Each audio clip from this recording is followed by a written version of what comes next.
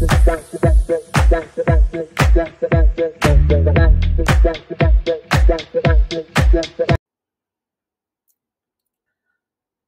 guys, welcome to a new episode for Project Management Learning Session. আজকের সেশনে আমরা project এনভায়রনমেন্টের আন্ডারে অর্গানাইজেশন প্রসেস অ্যাসেট এবং অর্গানাইজেশন সিস্টেম নিয়ে আলোচনা করব। প্রথমেই আসি আমরা অর্গানাইজেশন প্রসেস অ্যাসেট নিয়ে কথা বলার জন্য। আমরা যখন অর্গানাইজেশন প্রসেস অ্যাসেট নিয়ে কথা বলছি তখন এটা মনে রাখতে হবে যে এটা আসলে মেইনলি ফোকাস করে ইন্টারনাল অর্গানাইজেশনের জন্য। যেহেতু আমরা ইন্টারনাল অর্গানাইজেশনের কথা বলবো, আমরা অর্গানাইজেশন সিস্টেম নিয়ে একটা কথা বলেছিলাম। আমরা আসলে অর্গানাইজেশন সিস্টেম নিয়ে একটা এটা সিম্পল একটা আলোচনা করব। মনে রাখতে হবে যে অর্গানাইজেশন সিস্টেমটা কিন্তু যদি একটা মাল্টি ন্যাশনাল অথবা একটা অনেক বড় একটা অর্গানাইজেশন হয়, এটা কিন্তু এর সিস্টেমের স্ট্রাকচার, ডাইনামিক্স, গভর্নিং ফ্রেমওয়ার্ক এটা কিন্তু আসলে অনেক স্ট্যান্ডার্ড স্ট্রাকচার এবং প্রসেস পলিসিগুলো খুবই স্ট্রং ম্যাট্রিক্স আকারে হয়ে থাকে। সেটা কিন্তু আসলে আমাদের সেশনের ডিসকাশনের পয়েন্ট অফ ভিউ না। আমরা কিছু জেনারেল আইডিয়াস আপনাদেরকে আমি কিছু জেনারেল আইডিয়া আপনাদেরকে দিব, যাতে আপনারা সিস্টেম সম্পর্কে একটা বেসিক আন্ডারস্ট্যান্ডিং পেতে পারেন। ঠিক আছে, শুরু করার আগে ইন্টারনাল আমাদের মেইন ফোকাস হলো যে অর্গানাইজেশনাল প্রসেস অ্যাসেট ওপিএ সম্পর্কে আইডিয়া নেওয়া। সেটা জানার জন্য আমাদের আসলে এই একটা স্ট্রাকচার অর্গানাইজেশন কিভাবে কাজ করে সেই সম্পর্কে আমাদের একটু জানা থাকাটা বেটার। প্রথমে আসি, মনে রাখতে হবে যে কোনো অর্গানাইজেশনে হোক, সেটা যদি একটা সিম্পল প্রপার্টারশিপ অর্গানাইজেশন হয়ে থাকে, অথবা একটা প্রাইভেট লিমিটেড কোম্পানি, অথবা গভর্নমেন্ট লিমিটেড কোম্পানি, অথবা ইভেন আপনার যদি মাল্টি জয়েন্ট ভেঞ্চার কোম্পানিও হয়ে থাকে, নর্মালি যেটা হয় যে প্রতিটা অর্গানাইজেশনের ক্ষেত্রেই একটা তার স্পেসিফিক ভিশন থাকে, এবং এই ভিশনকে মিট করার জন্য সে আসলে অনেক মাল্টিপল মিশন ক্রিয়েট করে, মাল্টিপল মিশন ক্রিয়েট করার চেষ্টা করে। এখন আমরা যখন মাল্টিপল মিশনের কথা বলছি, তখন আসলে বেসিক্যালি সে আসলে তার ভিশনটাকেই স্প্লিট করে মিশনে নিয়ে আসে। যে কারণ ভিশনটা থাকে একটু লং টার্মের জন্য, মিশনটা হয় স্পেসিফিক টার্ম এবং খুবই স্পেসিফিক আউটকাম নিয়ে কাজ করে। তারপরে সে আসলে তার এই যে মিশন এবং মিশনকে কেন্দ্র করে সে আসলে কিছু স্ট্র্যাটেজিক অবজেক্টিভ সিলেক্ট করে, যেগুলো আসলে প্রজেক্টের আন্ডারে ডেলিভারেবল করার চেষ্টা করে। তার মানে কি, বেসিক্যালি প্রজেক্ট ম্যানেজার যখন কাজ করে তখন তার কাছে কিছু স্পেসিফিক অবজেক্টিভের কথা থাকে, যেটা আসলে অর্গানাইজেশন একটা মিশনকে টার্গেট করে সেটা সেট করা হয়। তার মানে কোনো কারণে যদি এই যে একটা স্পেসিফিক অবজেক্টিভ সিলেক্ট করেছে অর্গানাইজেশন, আপনি একটা প্রজেক্ট করছেন, এবং কোনো কারণে যদি আপনি দেখেন যে আপনার প্রজেক্টটি ওই টার্গেটকে ফুলফিল করার জন্য যে আউটপুট আসা দরকার সেটা করতে পারছে না, তখন সেই ক্ষেত্রে কিন্তু আপনাকে গভর্নিং যারা বডি থাকে তাদেরকে এই ইনফরমেশনটা দিতে হয়, এবং তারা কিন্তু ফাইনালি ডিসাইড করে whether they can go carry out this project or not. Okay, এইটা হলো যে ইন ন্যাচারাল আপনি যখন একটা অর্গানাইজেশন সিস্টেম বা একটা অর্গানাইজেশন সম্পর্কে আইডিয়া থাকবে, তখন আপনার জন্য যে কোনো ধরনের কনফ্লিক্ট অথবা যে কোনো ধরনের নেগোসিয়েশনকে হ্যান্ডেল করাটা সহজ হবে। ঠিক আছে, তাহলে আমরা এখন কামিং ব্যাক টু দ্যাট, যে আমরা ইন্টারনাল অর্গানাইজেশন ক্ষেত্রে অর্গানাইজেশন প্রসেস অ্যাসেট নিয়ে যখন কথা বলছি, তখন আপনাকে মনে রাখতে হবে যে এখানে তিন ধরনের স্ট্রাকচার আছে। একটা হলো অর্গানাইজেশন কিছু প্রসেস, পলিসি, প্রসিডিউর দিয়ে থাকে, যেটা আপনি মেনটেন করেন, আপনাকে সেটা মেনটেন করে চলতে হয়। অফিস আওয়ার, অফিসের এনভায়রনমেন্ট, অফিসের কিভাবে আপনি গেস্টার কিরকম হবে, কোন টিমের কিরকম গেস্টার হবে, আপনি কিভাবে ব্রেক টাইম কখন হয়, লিভ পলিসি কিরকম হয়, এগুলো আসলে সবই পলিসির আন্ডারে। প্রজেক্টের ক্ষেত্রে কিভাবে আপনার প্রজেক্টের ইনফরমেশনগুলোকে এন্ট্রি দিবেন, এই ইনফরমেশনগুলো কিন্তু আসলে অর্গানাইজেশন তার নিজস্ব প্রসেস পলিসি অনুসারে করে থাকে। এবং আমি যেটা বলেছিলাম, যখন আপনি একটা multiple office, multi national company, অথবা আপনি যদি অনেকগুলো প্রজেক্ট একটা স্পেসিফিক লোকেশনে রান করেন এবং আপনি এটা যদি সেন্ট্রালাইজ মনিটরিং করেন, তাহলে মনে রাখতে হবে যে এই যে সেন্ট্রাল অফিসের স্পেসিফিক রুলস এন্ড রেগুলেশনও কিন্তু আপনাকে মেনে চলতে হবে। তো বেসিক্যালি যদি কোনো কারণে কোনো রুলস অ্যান্ড রেগুলেশন আপনার প্রজেক্টকে যদি কনস্ট্রেন্ট ক্রিয়েট করে, সেক্ষেত্রে আপনাকে কিন্তু সেটা কনসিডার করতে হবে এন্টারপ্রাইজ এনভায়রনমেন্টাল ফ্যাক্টর হিসেবে। সো প্রসেস পলিসির মধ্যে কিন্তু আসলে কিছুটা ওভারল্যাপিং আছে, এন্টারপ্রাইজ এনভায়রনমেন্টাল ফ্যাক্টরের কিছু জিনিস আছে, অর্গানাইজেশন প্রসেস অ্যাসেটের কিছু জিনিসও আছে, সেটা আপনাদেরকে একটু মনে রাখতে হবে। সেকেন্ড টপিক্সটা অর্গানাইজেশন সিস্টেম, যেটা নিয়ে আমি ফার্স্টে আলোচনা করি। থার্ড টপিক্সটা হলো অর্গানাইজেশন নলেজ রিপোজিটরিজ। বেসিক্যালি এই অর্গানাইজেশন নলেজ রিপোজিটরিকে ম্যানেজ করার জন্যই আসলে প্রজেক্টে একটা নতুন প্রসেস দাঁড় করানো হয়েছে, সেটা হলো যে প্রজেক্ট নলেজ ম্যানেজমেন্ট। এখন প্রজেক্ট নলেজ ম্যানেজমেন্ট, কারণ কি প্রজেক্ট অনেক ধরনের ইনফরমেশন, যখন প্রজেক্টটা ক্যারি আউট হয় অনেক ধরনের ইনফরমেশন জেনারেট হয়, ইনফরমেশন ডাটা জেনারেট হয়। সেই ইনফরমেশন এবং ডাটাকে আপনি আসলে প্রপারলি স্টোর করা, প্রপারলি যার যেটা দরকার ততটুকু তাকে তার জন্য অ্যাক্সেসেবল করা, এই যে একটা ম্যানেজমেন্ট এবং কিছু নলেজ যেগুলো আসলে আপনার পরবর্তী প্রজেক্টের জন্য কাজে লাগবে, সেই ধরনের নলেজকে সাস্টেইনেবল টাইম পিরিয়ডের জন্য স্টোর করে রাখার প্রসেসগুলোকে আসলে আমরা অর্গানাইজেশন নলেজ রিপোজিটরি থাকি। এই যে আমি কথাটা বললাম, আপনাদের নিশ্চয়ই এখন মনে হচ্ছে যে হ্যাঁ ঠিক আছে, নলেজ রিপোজিটরি কিন্তু আসলে আপনার একটা সামনের প্রজেক্টকে হেল্প করতে ইউজ করা হয়, সে কারণে এটা আসলে অর্গানাইজেশন প্রসেস অ্যাসেটের মধ্যে থাকে। এখন আমরা কিছু types of organization process asset নিয়ে কথা বলবো, ঠিক আছে? যেটাই হোক না কেন, আমি যেটা বলেছি অর্গানাইজেশন প্রসেস অ্যাসেট আসলে how to say process, policy, procedure, knowledge base, এই স্পেসিফিক এবং এটা পারফর্মিং অর্গানাইজেশন থেকে আপনি পাবেন আর কি। এগুলো আসলে একটা ওয়ান কাইন্ড অফ অ্যাসেটস, যেটা আসলে প্রজেক্টের ম্যানেজমেন্টকে ইনফ্লুয়েন্স করতে পারে, ঠিক আছে? এবং ওপিএ আরেকটা জিনিস যেটা আমরা বললাম, যে আমরা যখন নলেজ রিপোজিটরির কথা বলেছি, knowledge repository one kind of storage things which can give you templates, which can give you some documents which will help you in your current project. Okay, it may have some lesson learned information, previous projected success story, অথবা অন্য কোনো story সম্পর্কে idea থাকতে পারে, information store করা থাকতে পারে। সেটা আসলে আপনি ফেঞ্চ করে আপনি দেখতে পারেন যে আপনার যে কারেন্ট প্রজেক্ট আছে সেটার সাথে কোনোভাবে ম্যাচ করে কিনা, সেটা আপনি প্রপারলি ইউজ করতে পারেন আর কি, ঠিক আছে? এখানে দুই ধরনের, আমি যেটা আগেও বলেছি, এখানে দুই ধরনের অর্গানাইজেশন প্রসেস আছে। একটা হলো প্রসেস, পলিসি আর প্রসিডিউর, আর নলেজ বেস। ওকে, এবং যেটা এন্টারপ্রাইজ এনভায়রনমেন্টের ক্ষেত্রে প্রযোজ্য, এটা আসলে অর্গানাইজেশন প্রসেসের ক্ষেত্রে প্রযোজ্য। প্ল্যানিং এর মেজরিটি প্রসেসের ক্ষেত্রে আমি যদি একটু রিকল করি, প্রজেক্ট ম্যানেজমেন্টের 5টা প্রসেস গ্রুপ আছে। একটা হলো initiation, planning, execution, monitoring and control and closing. Majority planning প্রসেসের ক্ষেত্রেই আসলে অর্গানাইজেশন প্রসেস অ্যাসেটটা আসলে ইনপুট হিসেবে কাজ করে। ওকে, এবং যখন প্রজেক্টের কাজটা শেষ হয়, তখন আসলে এটা আউটপুট হিসেবে থাকতে পারে। তার মানে, কারণ কি, আপনি যখন একটা টেমপ্লেট নিয়ে কাজ করেছেন, আপনার প্রজেক্টটা করেছেন, আপনি একটা জিনিস আউটপুট জেনারেট করছেন, তার মানে কি, আপনার টেমপ্লেটটা হয়তো আপনি কিছুটা আপডেট করেছেন, যেটা আসলে আপনার প্রজেক্টের জন্য কাজে লাগছে, টেইলর করেছেন আর কি। সেই টেইলর্ড যে নতুন টেমপ্লেটটা দাঁড় করাইছে, সেটা আপনি নলেজ রিপোজিটরি দেবেন, যেটা পরবর্তী প্রজেক্টের জন্য ইউজ করা যাবে আর কি, ঠিক আছে? সেটা আপডেটও হচ্ছে আসলে আমাদের বিভিন্ন প্রসেস থেকে। এখানে আরেকটা কথা যেটা আমি একটু বলতে চাই, সেটা হলো যে বেসিক্যালি আমরা যখন ওপি এর কথা আলোচনা করছি, আমি যে 5টা নলেজ গ্রুপের কথা বললাম, সেটা হলো যে কি বলা যায়, planning, initiation, planning, execution, monitoring and control and closing.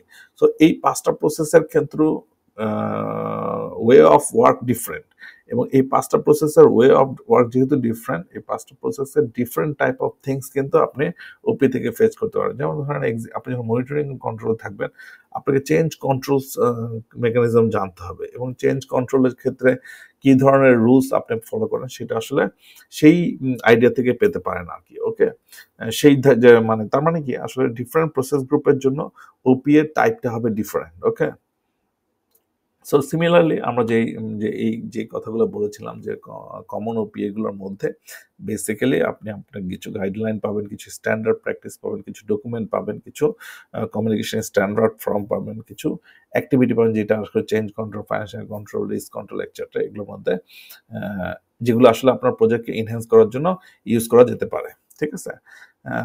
এবার আসেন আমরা যে টাইপ দুটার কথা বলেছিলাম ওপি এর, একটা হলো প্রসেস, পলিসি, প্রসিডিউর, আর এটা হলো অর্গানাইজেশন রিপোজিটরি সম্পর্কে আরেকটু আইডিয়া নেই। প্রসেস পলিসি প্রসিডিউর আমার মনে হয় যে আমি অলরেডি সেভারাল টাইম বলেছি যে ডিফারেন্ট অর্গানাইজেশনের ক্ষেত্রে আসলে ডিফারেন্ট ধরনের প্রসেস অ্যান্ড পলিসি থাকে। ইভেন ডিফারেন্ট ইন্ডাস্ট্রি ক্ষেত্রে অর্গানাইজেশনের পলিসিগুলো চেঞ্জ হয়, কিন্তু প্রজেক্ট ম্যানেজমেন্ট যেহেতু একটা কি বলা যায় আর কি, হাউ টু সে, একটা ইউনিক ক্যারেক্টারিস্টিক নিয়ে কাজ করে। আপনি আসলে আপনাকে কিন্তু ডিফারেন্ট এনভায়রনমেন্টে ডিফারেন্ট ভাবে আপনাকে প্রজেক্ট ম্যানেজমেন্টটা করতে হবে। এখন আপনি যদি চান যে না, আপনার জন্য একটা পিএম স্ট্রাকচার তৈরি করতে পারলে ভালো হতো, তার মানে কি, আপনার প্রজেক্ট ম্যানেজমেন্ট অফিস একটা ফাংশনাল অর্গানাইজেশন থাকবে, যারা আসলে সেন্ট্রালি আপনার অর্গানাইজেশনের যতগুলো প্রজেক্ট আছে সেগুলোকে স্ট্যান্ডার্ড একটা ওয়ান পয়েন্ট একটা মনিটরিং প্ল্যাটফর্মের মধ্যে অথবা প্রজেক্ট ম্যানেজমেন্ট সাপোর্ট গ্রুপ হিসেবে কাজ করে আপনার প্রজেক্টটাকে এনহ্যান্স করার চেষ্টা করবে এবং প্রজেক্টের আউটপুটটাকে একটা অর্গানাইজ ওয়েতে অর্গানাইজেশনের রিকোয়ারমেন্টের অনুসারে প্রচার করবে। ঠিক আছে, এই হলো বেসিক্যালি আমার প্রসেস পলিসি এন্ড প্রসিডিউর। যখনই আমি অর্গানাইজেশন একটা প্রজেক্টের ক্ষেত্রে প্রসেস পলিসি প্রসিডিউরের কথা চিন্তা করব, তখনই আমাকে চিন্তা করতে হবে যে না, আসলে বেসিক্যালি এইটা আমার আমার আমার আমার কাজের ক্ষেত্রে কিভাবে হেল্প করে, কোনটা আমার আসলে বেস্ট প্র্যাকটিস হিসেবে কাজ করবে, কোন প্রসেসটাকে আসলে আমার হার্ড লজিক হিসেবে থাকবে, তার মানে আমাকে মেনটেন করতে হবে, কোন লজিক আসলে আমি ফ্লেক্সিবল, আমার প্রজেক্টের রিকোয়ারমেন্টের সাথে যদি ম্যাচ না হয় তাহলে আমি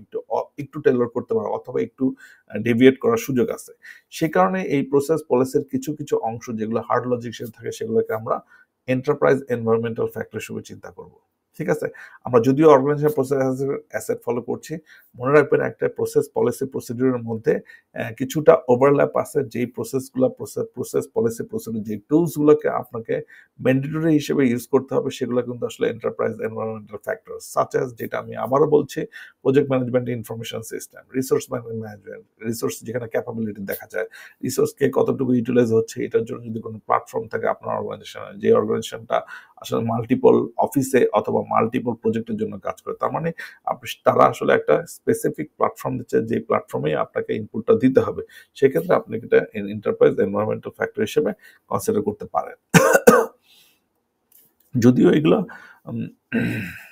নাও, আমরা যদি আমাদের পরবর্তী চিন্তাটা করি কি কি প্রসেস পলিসি আছে যেটা আমরা ইনিশিয়েটিং অ্যান্ড প্ল্যানিং প্রসেসের ক্ষেত্রে কাজে লাগবে। যেহেতু ইনিশিয়েটিং অ্যান্ড প্ল্যানিং নর্মালি যেটা হয় যে যখন প্ল্যানিং প্রসেসের ক্ষেত্রে আপনি আসলে টেমপ্লেট আশা করেন, কারণ যে আপনি তো সামনে কাজ করবেন, আপনি আসলে আপনার স্পেসিফিক আইডিয়াস নাই আসলে আপনার শিডিউলটা কেমন হবে, স্কোপটা কেমন হবে, আমার কোয়ালিটি ম্যানেজমেন্ট কিরকম করতে হবে। সো আপনি আসলে seeking for help from the project management office to prepare your planning documents. Okay, mostly normally এই ধরনের প্রসেস পলিসিগুলো আসলে অর্গানাইজেশন আসলে এমনভাবে তৈরি করে যাতে আপনি প্ল্যানিং প্রসেসের ক্ষেত্রে হেল্প পেতে পারেন।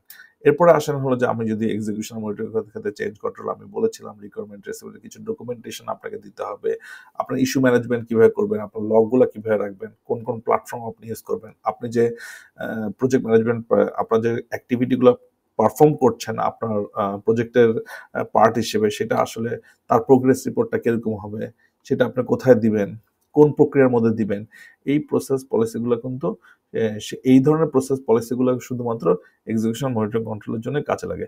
ক্লোজ আউট ফেজের জন্য ডেফিনেটলি, ক্লোজিং ফেজের জন্য অবশ্যই আপনার কি প্রসিডিউরটা কি ক্লোজ আউট হওয়ার জন্য, এবং ক্লোজ করার পরে আপনি আসলে ইনফরমেশনগুলো কিভাবে নলেজ রিপোজিটরি ট্রান্সফার করবেন, এই ধরনের ইনফরমেশন কিন্তু আপনাকে জানতে হবে। ওকে, যদিও আমরা এই ডিসকাশনগুলো, আমরা যে ওপি এর কথা বলছি, এই ডিসকাশনগুলো পরবর্তীতে আলোচনা করব, বাট এটা জেনে রাখেন যে অর্গানাইজেশন তার কিছু স্পেসিফিক প্রসেস পলিসি প্রসিডিউর আছে, যেটা আসলে আমার যে প্ল্যানিং এক্সিকিউশন এবং মনিটরিং কন্ট্রোল, সেখানে সে এনহ্যান্স করার জন্য সে আসলে গাইডেন্স দেয়, সে আসলে টেমপ্লেট দেয়, যাতে আমি আমার যে প্রজেক্টের যে অ্যাক্টিভিটিসগুলো আছে সেগুলোকে আমি প্রপারলি কমপ্লিট করতে পারি। ঠিক আছে, এরপর আসেন আসলে আমাদের অর্গানাইজেশন নলেজ রিপোজিটরিজ। আমি এটা নিয়ে আসলে খুব বেশি কথা বলবো না, তারপর আমি জেনারেলি বলে রাখছি, যেটা হলো যে আমাদের প্রজেক্টে লট অফ ডাটা ইনফরমেশন এবং সবকিছু অনেক কিছুই জেনারেট করে। আমরা যেগুলো হয়তো আমাদের এক্সিস্টিং যে নলেজ রিপোজিটরি আছে সেখান থেকে ডাটাটা নিয়ে কাজ করেছে, অনেক রিস্ক থাকতে পারে যেগুলো আসলে আমরা আগের প্রজেক্টে কনসিডার করি না, কিন্তু এই প্রজেক্টে এসে দেখা গেছে সেইগুলো কিছু কিছু জিনিস হ্যাপেন্স। এই যে আপনার আন্ডারস্ট্যান্ডিং ইনফরমেশনগুলো এগুলোকে একটা আর্কাইভিং প্রসিডিউরের মাধ্যমে আপনার অর্গানাইজেশনের নলেজ রিপোজিটরিতে রেখে দিতে হবে, যাতে আপনি পরবর্তী প্রজেক্টের ক্ষেত্রে এই নলেজ রিপোজিটরিগুলো থেকে এইসব ইনফরমেশন নিয়ে আপনি আপনার নেক্সট প্রজেক্টের জন্য ইউজ করতে পারবেন। ঠিক আছে, এটা হলো অর্গানাইজেশন নলেজ রিপোজিটরি। আমাদের নেক্সট টপিক হলো অর্গানাইজেশন সিস্টেম। আমি আসলে অর্গানাইজেশন সিস্টেমের ব্যাপারে দুটো জিনিস বলবো। সেই দুটো জিনিস যেহেতু আগেও বলেছি আবারও বলছি, সেটা হচ্ছে অর্গানাইজেশন সিস্টেম। এটা কিন্তু একটা বড় টার্ম, কারণ হচ্ছে আপনি যখন একটা অর্গানাইজেশন সিস্টেমের কথা চিন্তা করেন, তাহলে আপনাকে চিন্তা করেন এটা কি আসলে 10 জনের একটা কোম্পানি, নাকি এটা 20 জনের একটা কোম্পানি, ওর ভিশন কি, ওর মিশন কি, আপনাকে জানতে হবে। এই জানা আপনি আপনার যখন অর্গানাইজেশনের স্কেলটা অনেক বড় হবে, তখন আপনাকে বুঝতে হবে যে এর যে আর্কিটেকচার, ভিতরের যে আর্কিটেকচার, এই আর্কিটেকচার অনেক বড় এবং অনেক কমপ্লেক্স। এর মধ্যে অনেক ধরনের ডাইনামিক্স আছে, অনেক ধরনের পিপলস আছে যারা নিজেদের একে অন্যের সাথে কাজ করছে, এবং যখনই একে অন্যের সাথে কাজ করে তখন আসলে অনেক কনফ্লিক্ট জেনারেট হয়। আপনাকে কনফ্লিক্ট ম্যানেজমেন্টগুলো কিভাবে করতে হবে সেটা আপনাকে জানতে হবে। সেটা আসলে আমাদের প্রজেক্টের জন্য পুরোপুরি আমাদের প্রজেক্ট স্কোপের মধ্যে পড়ে না। আপনি যেহেতু প্রজেক্ট ম্যানেজার, আপনার সম্পর্কে আপনার একটা আইডিয়া থাকা লাগবে অর্গানাইজেশন সিস্টেম কিভাবে ফাংশন করে। একটা organization system, general structure organization system কি ধরনের হতে পারে। তাহলে হয় কি, যদি আপনি এই জিনিসগুলো জানেন তাহলে আপনি এই ফিলটা করতে পারবেন যে ঠিক আছে, আমি আমি যখন এই অর্গানাইজেশন কাজ করব, আমার আসলে এই ফাংশনাল ম্যানেজারের সাথে এই ধরনের রিলেশনশিপ রাখতে হবে, এই এইচআর ম্যানেজারের সাথে রাখতে হবে, কারণ এইচআর ম্যানেজারও একটা পার্ট অফ অর্গানাইজেশনের প্রজেক্ট অর্গানাইজেশনের মধ্যে থাকে। কারণ হচ্ছে এইচআরও আপনার যে আউটসাইড অর্গানাইজেশন থেকে কিছু রিসোর্স নেবেন, তারা কিন্তু এইচআর কিন্তু এই জিনিসগুলোকে ফলো আপ করার চেষ্টা করে। যেমন ধরেন আরেকটা হতে পারে যে ফাইন্যান্স ডিপার্টমেন্টের ক্ষেত্রে ফাইন্যান্স পিপলও কিন্তু invoicing, BEQ preparation, commercial database or এগুলোর ক্ষেত্রে কিন্তু তারা হেল্প করতে পারে। সো অর্গানাইজেশন সিস্টেমের ডাইনামিক্স যদি আপনি যতটুকু ভালো করতে পারবেন, প্রজেক্ট ম্যানেজার হিসেবে তত ভালো করা যেতে পারে। কারণ কি, আপনার ইস্যু ম্যানেজমেন্টের ক্ষেত্রে, আপনার নেগোসিয়েশনের ক্ষেত্রে, আপনার ইন্টারনাল অর্গানাইজেশন নেগোসিয়েশনের ক্ষেত্রেও আপনার কিন্তু এই নলেজগুলোকে কাজে লাগবে। এখানে আসলে 3টা এলিমেন্টসের কথা আমরা বলেছি। সেটা একটা হলো governing framework, management element and organisation structure type. Organisation structure টাইপটা আমরা আসলে নেক্সট টপিক্সে পড়াবো। আমরা এখন শুধুমাত্র ম্যানেজমেন্ট এলিমেন্টস আর গভর্নিং ফ্রেমওয়ার্কটা নিয়ে আলোচনা করব। যেটা আমি বলেছিলাম যে বেসিক্যালি প্রজেক্টের যে গভর্নিং যে স্ট্রাকচার, এটা আসলে অর্গানাইজেশনের স্ট্রাকচারের সাথে ম্যাচ করা থাকে। তার মানে আপনি যদি প্রজেক্টের কথা চিন্তা করেন, গভর্নিং এর কথা যদি চিন্তা করেন, তাহলে জেনারেলি আমার what consideration you should think. আসলে গভর্নিং এর স্ট্রাকচার আসলে আপনাকে দিবে যে আপনি কি এটা কাজটা করবেন কি কাজটা করবেন না, আপনাকে কি এই সিচুয়েশনে আপনি কি অ্যাপ্রুভাল দিবেন কি দিবেন না। এই ধরনের পলিসি ফ্রেমওয়ার্ক কিভাবে একটা অর্গানাইজেশন ফাংশনিং করবে এবং কোন কোন পয়েন্টে ডিসিশনগুলো নিতে হবে, এই এই কি কি ইনফরমেশনগুলো কিন্তু আপনি গভর্নিং ফ্রেমওয়ার্ক থেকে পাবেন। এখন গভর্নিং ফ্রেমওয়ার্ক সেও কিন্তু আপনাকে রুলস দিবে, পলিসিস দিবে, কিছু নর্মস দিবে, রিলেশনশিপ দিবে, কিছু সিস্টেম অ্যান্ড প্রসেস দিবে, এগুলো দিবে। কিন্তু মেইন ফোকাসটা হবে সে আসলে কিছু কেসিপি দিবে, অথবা আপনি কি চেক পয়েন্ট দিবে, যেখানে আপনি ডিসাইড করবেন whether will go back or you'll go forward. যেমন ধরেন আপনি যদি একটা আপনার পোর্টফোলিও এবং প্রোগ্রাম ম্যানেজমেন্ট সম্পর্কে যদি যেহেতু আমরা আগের এপিসোডগুলোতে পোর্টফোলিও এবং প্রোগ্রাম ম্যানেজমেন্ট নিয়ে পড়েছি। পোর্টফোলিওটা কিন্তু একটা বড় অর্গানাইজেশন, এবং পোর্টফোলিও যারা স্পন্সর বডি থাকে তারা কিন্তু এই ডিসিশনটা নেয় যে আমি আসলে আমার এই প্রোগ্রামটাকে ইনিশিয়েট করবো কিনা, আমি আসলে আমার এই সাব পোর্টফোলিওটাকে ইনিশিয়েট করবো কিনা। তো এই যে ক্রাইটেরিয়া, সেই ক্রাইটেরিয়াগুলো আসলে গভর্নিং ফ্রেমওয়ার্ক থেকে আসে। আমি আপনাকে একটা ছোট্ট উদাহরণ দিতে পারি, যেটা গভর্নিং ফ্রেমওয়ার্কের ক্ষেত্রে হয়। নর্মালি যেটা হয় সেটা হলো যে আপনি যখন একটা প্রজেক্টে রান করছেন, আপনার একটা ডেইলি এক্সপেন্স আছে, সে ফর এক্সাম্পল ডেইলি এক্সপেন্স আছে। তার মানে এখানে একটা স্ট্রাকচার আছে যে আপনি কিভাবে ডেইলি এক্সপেন্সটা করতে পারেন। সে ফর এক্সাম্পল আপনার ডেইলি এক্সপেন্সটা যদি 100 টাকা নিতে হয়, তাহলে যে যে লো লেভেল যে ইঞ্জিনিয়ার আছে, অথবা লো লেভেল না, যে সাইট লেভেল ইঞ্জিনিয়ার আছে, সে 100 টাকাটা অ্যাপ্রুভ করতে পারে, তার সেই অথরিটি তার দেওয়া আছে। এখন যদি এটা 100 টাকার উপরে হয়, সে তার সুপারভাইজার কাছে পারমিশন নিতে হয়। সুপারভাইজারের আবার 300 টাকার অথরিটি দেওয়া আছে, যে ঠিক আছে আপনি যে সর্বোচ্চ 300 টাকা হয় তাহলে তুমি ইউ ক্যান মেক ডিসিশন।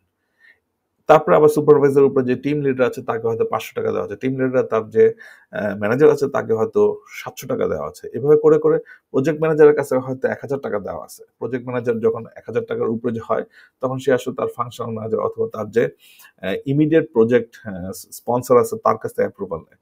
এই যে একটা স্ট্রাকচার ডিসিশন মেকিং এর, এটা কিন্তু আমি গভর্নিং ফ্রেমওয়ার্কের মধ্যে পড়ে। এবার আসেন যখন আমি ম্যানেজমেন্টের এলিমেন্টস এর কথা বলবো, ম্যানেজমেন্ট এলিমেন্টস কিন্তু আসলে সে আপনাকে প্রসেস কি ফাংশনগুলো প্রসেস পলিসি দিবে, প্রিন্সিপাল জেনারেট করে দিবে, আপনাকে রুলস গুলো দিবে যে ঠিক আছে এটা হলো আপনার এতটুকু এতটুকু সকাল 9টা থেকে আপনাকে 11টা পর্যন্ত কাজ করতে হবে। আপনি এই কাজ করার সময় আপনাকে এই কমিউনিকেশন গুলো করতে হবে, আপনি এই সময়ে এই রিপোর্টটা করবেন, এই ডাটাটা দিবেন, আপনার স্যালারি পে আউট হবে এত টাকা, আপনাকে সেফটি অ্যান্ড সিকিউরিটি এতটুকু মেনটেন করতে হবে। এই যে বাকি যে ম্যানেজমেন্ট স্ট্রাকচার, সেই স্ট্রাকচার ম্যানেজমেন্ট প্রসেস এবং প্রসেস এগুলো আসলে ম্যানেজমেন্ট এলিমেন্টস এর আন্ডারে আমরা পেয়ে থাকি। ঠিক আছে, তার মানে গভর্নিং বডি আপনাকে ডিসিশন মেকিং এ হেল্প করবে, ম্যানেজমেন্ট এলিমেন্টস আপনাকে হেল্প করবে কিভাবে আপনি আপনার অর্গানাইজেশনের স্ট্রাকচার অনুসারে আপনার প্রজেক্টের কাজগুলো শেষ করবেন। ঠিক আছে, that's all for today's episode. See you in our next episode. Thank you very much.